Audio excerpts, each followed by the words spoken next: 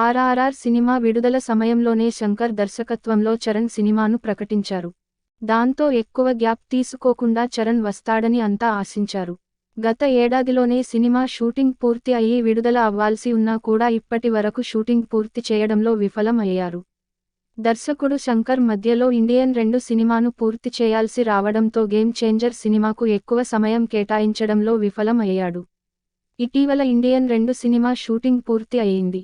దాంతో చరణ్తో game changer సినిమాను స్పీడ్గా ముగించే అవకాశాలు ఉన్నాయని టాక్ వినిపిస్తోంది. చాలా మంది గేమ్ చేంజర్ను ఈ ఏడాది సమ్మర్ చివరి వరకు విడుదల చేసే అవకాశాలు ఉన్నాయని భావిస్తున్నారు. కానీ విశ్వసనీయంగా అందుతున్న సమాచారం ప్రకారం గేమ్ చేంజర్ సినిమాను సమ్మర్లో విడుదల చేయడం సాధ్యం కాదని తెలుస్తోంది. గేమ్ చేంజర్ కోసం కొత్త డేట్లను దిల్ రాజు పరిశీలిస్తున్నాడు. విశ్వసనీయంగా అందుతున్న సమాచారం ప్రకారం మార్చి లేదా ఏప్రిల్ వరకు గేమ్ చేంజర్ సినిమా ముగియబోతుంది. కాస్త స్పీడ్గా పోస్ట్ ప్రొడక్షన్ వర్క్ చేస్తే జూన్ వరకు అయినా విడుదల చేయవచ్చు. కానీ దిల్ రాజు మాత్రం హడావుడి లేకుండా మెల్లగానే సినిమాను విడుదల చేయాలని భావిస్తున్నట్లు తెలుస్తోంది. గేమ్ చేంజర్ సినిమాను అక్టోబర్లో గాంధీ జయంతి లేదా దసరా సందర్భంగా విడుదల చేసే విధంగా ప్లాన్ చేస్తున్నాడట. అప్పటి వరకు ఉన్న పరిస్థితులను బట్టి సినిమాను ఆ రెంటిలో ఒకటి ఫిక్స్ చేసే అవకాశాలు ఉన్నాయి.